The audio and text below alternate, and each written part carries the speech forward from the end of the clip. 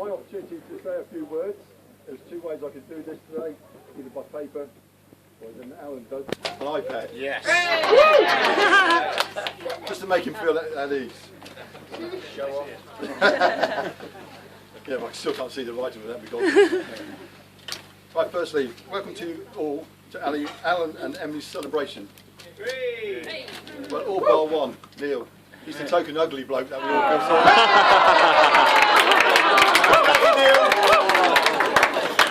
Special people. Swearing flame. Personally, I will apologise to quite a few of you, as I'm aware that you've been to many weddings in the last year or so, and have been maxed out, and clearly not ready to listen to another Father of the Bride's speech. Yes, we are. Sit down. I promise I'll keep it short and try not to bore you with all the lovely W drivel, but clearly there has to be some at some stage.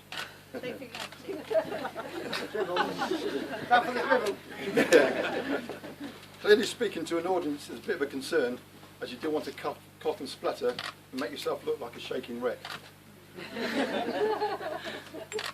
In my day-to-day job, on occasions I have to speak to an audience, but usually this is in the Crown Court or Magistrates Court. To set myself down, I usually stand in the box, read the oath whilst holding on to the Bible. Once I've read the oath, I then introduce myself and then look straight into the eyes of the judge and say, "Good morning, Your Honour." This seems to put the judge on the back foot, as he then has to acknowledge me. I then settle down. So I won't change this, and I'll do it exactly the same.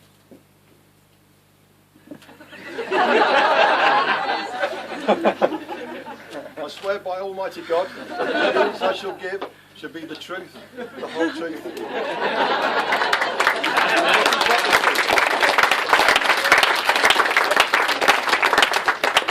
My name is Sam Weller. I am the father of the bride.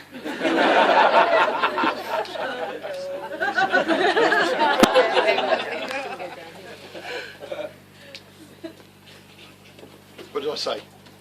I am the father of the bride. Yay! Good afternoon, Your Honour.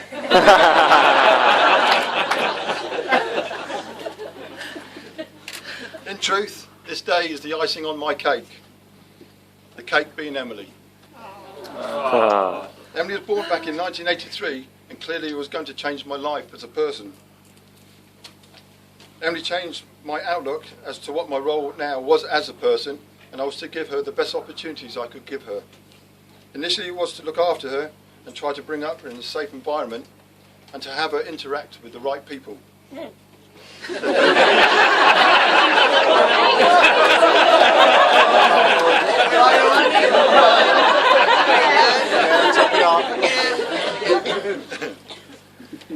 just spilled water down. I did quite well with it. I didn't get anything down my front. I knew I was going to have to stand in front of you anyway. When Emily became more aware as a baby, I would take her to bed every night and read her a few pages from a storybook. After some time, Emily would then read herself, but soon saw the opportunity to extend her bedtime by reading more than I used to. I then started to think, hey up, I have a clever one here. These nighttime stories eventually ended up with me and Emily discussing what she'd be doing when she was a big girl. I had ambitions for Emily, but did not want to impose them on her, but wanted her to know that if I could and was able, then she could achieve these goals. We would talk about education and the possible attendance to a university. We would talk about travel and how she should see more of the world before she had any financial ties. We talked about the jobs and the jobs that she should go for, the jobs that she should not. We also would talk about men and what she should be aiming for.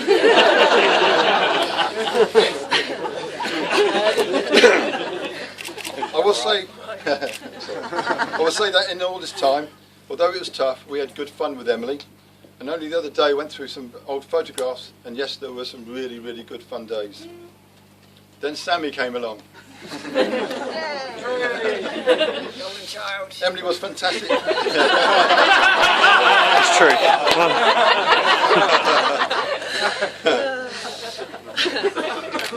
Emily was fantastic, and for the most I would say she helped out. She was bright enough for a 2-year-old, and soon she was in the routine for helping out with Sammy. Brilliant too. She helped feeding him, tending to him when he cried and wanted to push the buggy around. We drew the line when she wanted to try and change his nappy. Still, when she went to bed and read some of the story to me before the lights went out, we did speak about what she was to do in the future. Emily started at the local infant school, and soon we were aware that she was quite bright and seemed to be pleasing the teachers with her results. She made some good friends and seemed to interact with the teaching staff in a positive way. It was soon clear that she was keen to learn and seemed to be enjoying school. There's me thinking, good, she seems to be enjoying school, maybe the university is going to be a possibility. From infants, then she progressed to the junior school, and again she made a mark and seemed to excel. Good grades from the teachers and the heads of school were encouraging. Emily then attended the secondary school and made her mark. She met some nice friends there, and again her education was positive and the feedback from the staff was great. Still, the university was this possibility, if that's what she wanted. Whilst at the secondary school, Emily did attend Itchen College, and on one evening for a competition of orating to an audience. Yes, Emily did very well for her age, and she showed up others that had far more experience than she had. She always does. She makes you listen, doesn't she? Yeah. At the same time-ish, Emily got involved with local scouting. Sammy had been going to the 17th Itchen Scout Group for some time, and Emily soon integrated with some of them and made some really great friends. And again, most of them are here today. After good exam results, Emily did then attend Itchen College to extend her education and then hopefully consider university. I don't know why I needed this goal, but I wanted to have the opportunity if that's what she wanted. Emily decided to go to university, but wanted to have a gap year to travel first. Well, that was my second goal for Emily, to travel. Emily secured a place in Winchester University and then planned her gap year to travel. Wow, what a trip.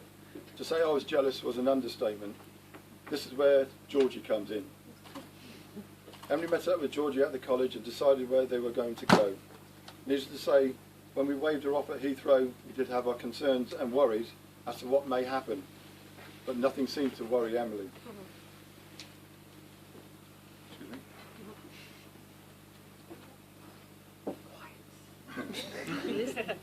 The trip, I believe, has opened Emily's eyes as to what the world has to offer, and the positive thing is now she has friends across the globe who she is still in contact with. On her return, she then attended Winchester University and completed her studies. Here she met some really great friends again, and a number of them have been able to attend today. So my first opportunity goal for Emily was complete. The second goal, which was the travelling, had also started, and that is something which is still going on and will continue. The next one was work. What is Emily now going to do for her work? Emily was initially balked by the lack of jobs that she wanted to do. My thinking was quite positive still, as she'd done her education and the travel bit, so from the long-term plan. So surely she would not end up as a Tesco's checkout girl. There's nothing wrong with that, even if it's here. That is what we used to talk about. Emily soon found her feet in the job market and now has really excelled in what she is doing. Clearly, still as a parent, I'm always proud when she wants to tell me what she's been able to achieve. Emily has great potential, and I know of her plans, and they seem to be very exciting. Hope she earns enough money to look after me in old age. Older.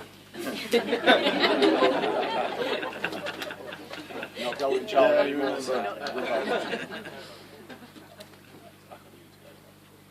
Now for the last bit of the plan, men. We would sit there discussing what she should look for in a man. We would agree that she should look for someone she likes, is friendly, not aggressive, quite good looking, has a job. Thanks, Sam. 1 out of 5. So in a nutshell, she was not to look out for a dork. Can't get it all again. 2 out of 3 is not bad. So what does she get? She gets a geek.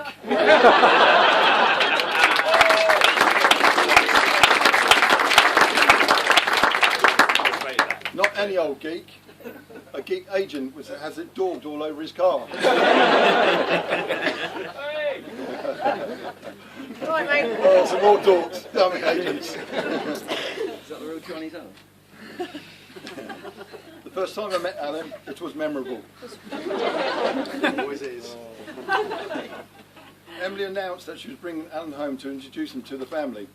I think there may have been more than Karen, Sammy and me in the house at the time. I just can't remember. This green BMW 3 Series Tourer parked up outside the house. Okay. It's a bit tatty, but he's aiming high. Delusions of grandeur, I think it's good to say. He then walks into the house. Shorts, yellow t-shirt, matching flip-flops. Hiya! Oh dear, I thought. He's gay. Thanks, Dave. Well, he was tall, not bad looking, I suppose, quite bubbly. So let's see. I'm not sure if he settled down straight away, but he seemed to be okay, and I think I behaved. I didn't give him too many negative vibes. The relationship seemed to settle down, and Alan was feeling more and more at ease with Karen myself.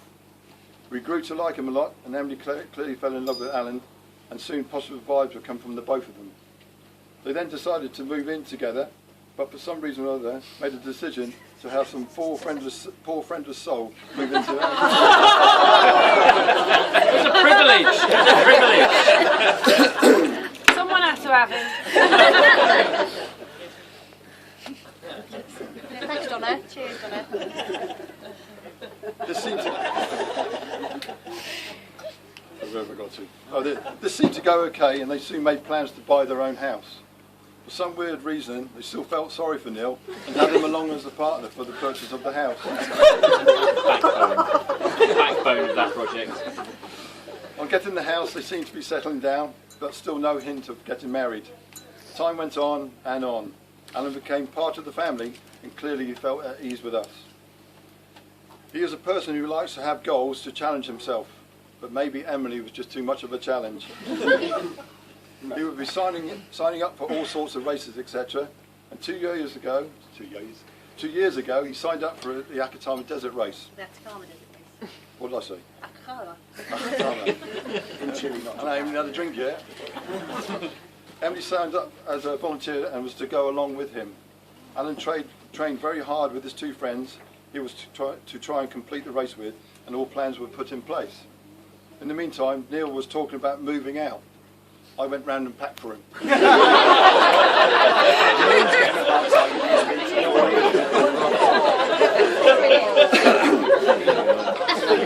He loves you really, mate.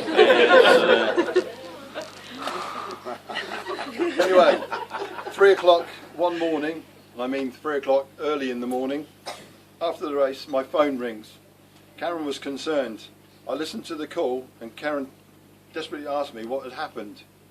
I then pushed a few buttons on the phone and then put the phone to Karen's ear. The loudest scream almost blew my ears off. It was an automated text from Alan asking if he could propose to Emily. Well, I couldn't get downstairs quick enough to pick up my mobile phone. I texted him, "Fill your boots," as I was brushing off my shoulders. It was brilliant news, absolutely brilliant news. Today, all my goals for Emily are complete. The girl did good. Keep drinking. Yeah.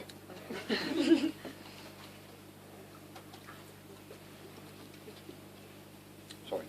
My goal with regards to Emily and Sammy is not to produce a doctor, a lawyer, a teacher, etc. Just good people. I think I've also achieved that goal. But what has gone on in the last 29 years, I believe I have been rewarded. Emily is my daughter, but I've also seen for the last fair few years that she's also my friend. I've been lucky to have been involved with a lot of people in this room for a great many years, and that is because of Emily and Sammy, and I will say scouting. With this, I can also say I have many friends here today. Neil, even you are my friend.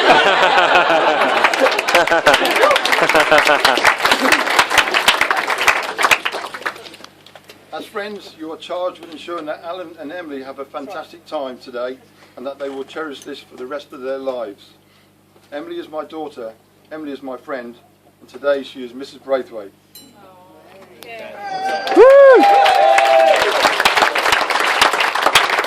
Standing for a toast to the bride and groom. The bride and groom.